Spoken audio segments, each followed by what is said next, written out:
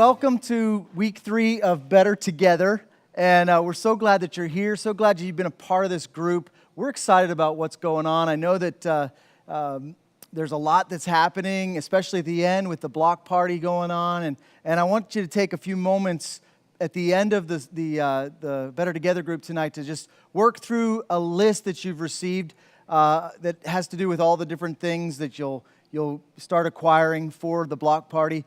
But I'm excited about what is going to happen through you guys, through what's going on in your neighborhood that you've picked to do this block party in. So it's going to be a great time. I just want to recap the message from this morning that we just preached, talking about some of the obstacles that we have to overcome in order for us to love our neighbors. Jesus encountered the religious man, and in the course of the conversation, the guy says, well, who is my neighbor? And then Jesus started to tell that really famous story, the Good Samaritan. And as he did, he started to talk about this man who was beaten up. He was stripped naked, and he was left for dead and on the side of the road. And there were two people who went by him. There was the priest and the Levite. And I believe that man represents our neighbors.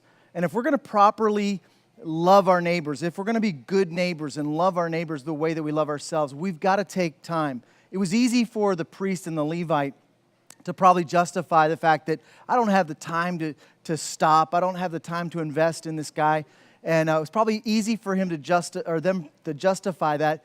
But the reality is our neighbors need time. They don't need our pity. They need time. And so I talked about the importance of having focus and knowing what our mission is. See, because Jesus understood his mission. He understood the time. He understood what his mission was.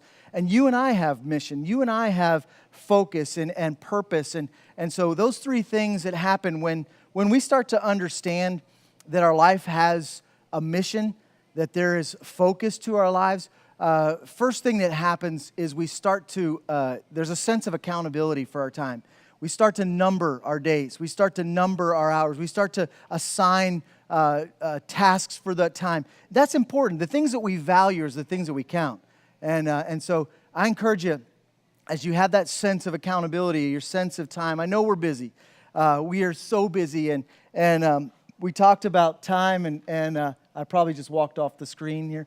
But I got lots of time for you. Not really, but it's time is something that we just seem to not have much of.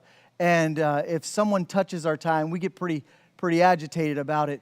But if we're going to properly love our neighbors, if we're really going to properly love our neighbors the way that we love ourselves, it's going to take us slowing down. It's going to take us investing some time in them. So when we understand our mission, we have that sense of accountability. Another thing we have when we understand our mission is we have a sense of purpose, that everything we do has purpose. Everything we do works towards the big picture. And so there's a sense of accountability, there's a sense of purpose, and then there's a sense of urgency. And so I'm not asking you, like I said Sunday, I'm not asking you to add just one more thing to your crazy schedule, but I'm asking you to evaluate your life. And there are some things that probably don't fit. If you look at mission, if you look at your purpose, you look at the vision for your life, there's some things that probably don't fit. And maybe God is asking you to let go of some things. Maybe He's asking you to lay aside some things so that you could focus on the most important thing. And maybe you could just take a few minutes to get to know your neighbor. It'll change the way that you live. It'll change the way that they live. It could be the thing that brings them to life. So I encourage you to take time to do that. Tonight, for the questions, there's a lot of questions. But again, we're going to take some time and focus on our block party and plan out that. So I'm excited about what God's doing through your group. And I encourage you, evaluate your life. Take a look at where you're investing your time. God bless you.